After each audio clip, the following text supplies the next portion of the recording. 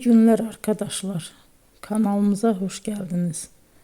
Bugün yine sizler için yepyeni videolarla karşınızdayım. İki başarılı oyuncularımız Elçin Sangu ve Barış Ardus'tan güzel paylaşımlarını sizler için hazırladık.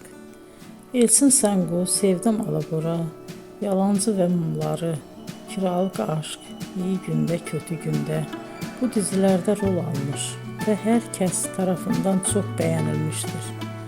Biz de Elçin Sangu ve Barış Ardus'tan en güzel sempatik fotolarını sizler için hazırladık.